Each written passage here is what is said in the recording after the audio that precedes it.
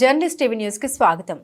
2014-2018 ఎన్నికల్లో గెలిచిన ఎమ్మెల్యేలు తమ నియోజకవర్గాన్ని పదిలం చేసుకోకుండా పైసలేనక పోటీపడి పత్తా లేకుండా పోయారు కొందరు ఎమ్మెల్యేలు. ఇక వారికి జీవితంలో మరోసారి ఎమ్మెల్యే యోగం దరిదాపుల్లో కానరావడం లేదు.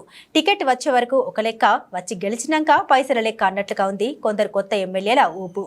ఎన్నికల్లో గెలిచి 6 నెలలు కాకముందే కౌంటర్లు తెరిచేశారు. నియోజకవర్గంలో పార్టీ క్యాడర్ మంచి చెడు జాంతానై మేము కష్టపడి పైసలు పెట్టి గెలిచినాం, వసూలు చేసుకోవద్దా అని బాహటంగానే చెప్పడం కొసమెరుపు. ఉన్నత విద్య ఎలగబెట్టిన ఎమ్మెల్యేల కక్కుర్తి మరీ దారుణంగా మారింది. ఏ రోజుకు ఆ రోజు లెక్కలు వేసుకుంటూ తమ ఖజానా నింపుకోవడం కొసమెరుపు. ఇందు లేదు, సందేహం వలదు, ఏ నియోజకవర్గం చూసినా కాసులే రాసులు అన్నట్లు ఉంది.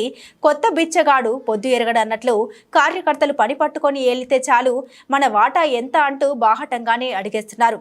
ఎమ్మెల్యేల చిలకొట్టుడుతో పార్టీ అంటే పడి చచ్చే కార్యకర్తలు చిత్తైపోతున్నారు.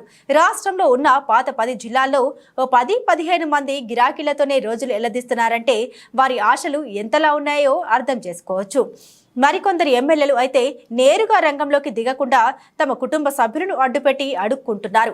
ఇలాగే ఆ చిలకొట్టుడి ఎమ్మెల్యేలను వదిలేస్తే భవిష్యత్తులో ఆ నియోజకవర్గం ఇత్తడై పోవడం ఖాయం. నూతన ఎమ్మెల్యేల చిలకొట్టుడిపై పొలిటికల్ ఎనలిస్ట్ మారెడ్డి నాగేందర్ రెడ్డి విశ్లేషణ.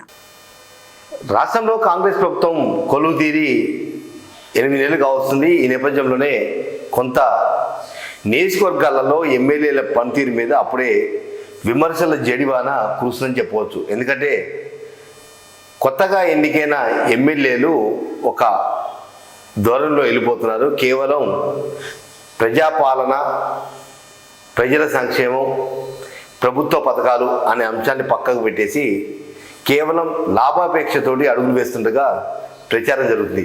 రాష్ట్రంలో 119 అసెంబ్లీ నియోజకవర్గాల్లో నూతనంగా ఎన్నికైన ఒక 25-30 మంది ఎమ్మెల్యేల పనితీరు మాత్రం చాలా అధ్వానంగా కనపడుతుందని చెప్పవచ్చు. ఎందుకంటే వివిధ జిల్లాలలో ఒక్కొక్క జిల్లాలో ఒక 2 నుంచి 3 నూతనంగా అసెంబ్లీలో అడుగుపెట్టిన ప్రజాప్రతినిధులు నియోజకవర్గాన్ని స్ట్రెంత్ చేసుకోకుండా, కార్యకర్తల మనోభావాల్ని ఏమాత్రం పట్టించుకోకుండా కేవలం ధనార్జనే ధ్యేయంగా చిలక్కొట్టుడికి సిద్ధమయ్యారనేది ఒక ప్రచారం జరుగుతుంది.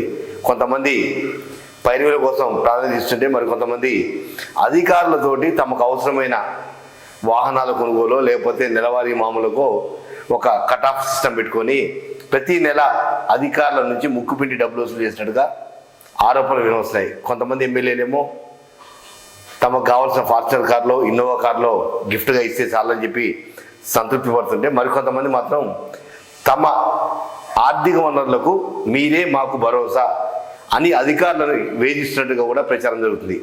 రాష్ట్రంలో చాలా నియోజకవర్గాల్లో ఇదే పరిస్థితి నెలకొంది.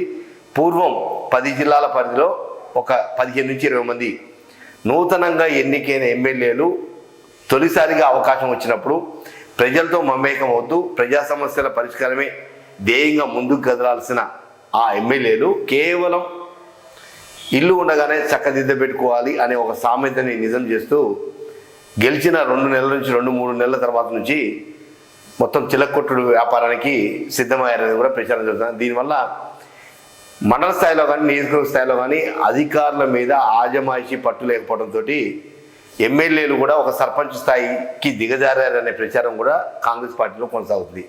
ఇదే తంతు కొనసాగితే ఇక భవిష్యత్తు 5 ఏళ్లలో నియోజకవర్గంలో అభివృద్ధి పనులు మాటున అవినీతికే ఎక్కువ అండాదండ ఉండే అవకాశం ఉంది. కాబట్టి ముఖ్యమంత్రి రేవంత్ రెడ్డి తొలిసారిగా ముఖ్యమంత్రి హోదాలో రాష్ట్ర పరిపాలన పగ్గాలు చేపట్టిన తర్వాత కాంగ్రెస్ పార్టీని మరింత స్ట్రెంత్ చేయాలంటే ఇటువంటి చిలక్కొట్టుడు ఎమ్మెల్యేని నిఘా వర్గాల ద్వారా గుర్తించి వాళ్లకు ఒక సామధాన దండోపాయంగా ఒక కట్టడి చేసి ఒక పద్ధతి ప్రకారం ప్రజాపాలన అందించేందుకు కృషి చేస్తే బాగుంటుంది. లేకపోతే ఈ చిలక్కొట్టుడు ఎమ్మెల్యేల వల్ల పూర్తిగా వ్యవస్థ భ్రష్టు పట్టడంతో పాటు నియోజకవర్గాలలో ఆ పార్టీకి ప్రాభవం కోల్పోయే అవకాశం ఉంది. ఎందుకంటే తొలిసారిగా వచ్చిన అవకాశాన్ని సద్వినియోగం చేసుకొని మరో 10 ఏళ్ళు 20 ఏళ్ళు ఆ నియోజకవర్గంలో తిరుగులేని నేతగా ఎదగాలంటే ప్రజా సమస్యలపై పట్టు పెంచుకోవాలి, అధికారం మీద ఆజమాయిషీ చేస్తుండాలి, లేదా అభివృద్ధి నిధులని వరదలా పాలిస్తూ ఒక మంచి నాయకుడిగా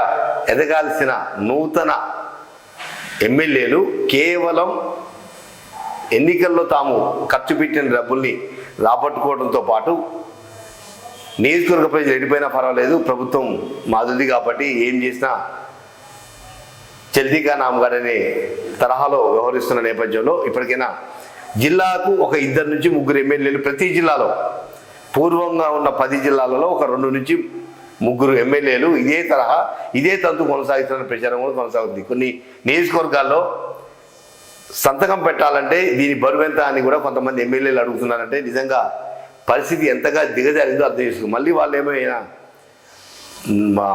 మధ్యస్థంగా చదివిన వాళ్ళ లేదంటే ఉన్నత చదువులు చదివిన ఎమ్మెల్యేలు సైతం తమకేంటి లాభం అని కార్యకర్తల నాయకులను ప్రశ్నిస్తున్నారంటే పరిస్థితి చాలా అధ్వానంగా తయారయ్యే అవకాశం ఉంది. వీళ్ళు చేసిన పనులు భవిష్యత్తులో కాంగ్రెస్ పార్టీకి మెడకు చుట్టుకునే అవకాశం ఉన్న నేపథ్యంలో ఇప్పటికైనా ముఖ్యమంత్రి రేవంత్ రెడ్డి కానీ ఆయా జిల్లాలకు సంబంధించిన మంత్రులు పూర్తి స్థాయిలో ఎమ్మెల్యే పనితీరు మీద దృష్టి కేంద్రీకరించి ఒక మంచి ప్రజాపాలన అందించే విధంగా చర్యలు తీసుకోవాలని ముక్తకంఠంతో ప్రజలు కోరుతున్నారు. దాంతోపాటుగా ఈ చిలక్కొట్టుడు ఎమ్మెల్యేల వలన ఎప్పటికీ చిల్లర వ్యవహారాలు తప్ప నియోజకవర్గ అభివృద్ధి అనేది పక్కకు వెళ్ళిపోతుంది. ఒకవేళ నియోజకవర్గ అభివృద్ధి కోసం 100 కోట్ల నిధులు వరదలా పాలించినా ఆ వరదల అభివృద్ధి మాటున అవినీతి ఉండి అది 2 నెలలకో 3 నెలలకో తిరిగి ప్రజలు చీత్కరించే పరిస్థితున్న నేపథ్యంలో ముఖ్యమంత్రి రేవంత్ రెడ్డి ప్రత్యేకమైన దృష్టి కేంద్రీకరించి ఈ చిలక్కొట్టుడు ఎమ్మెల్యే మీద దృష్టి కేంద్రీకరించాల్సిన అవసరం ఎంతైనా ఉంది.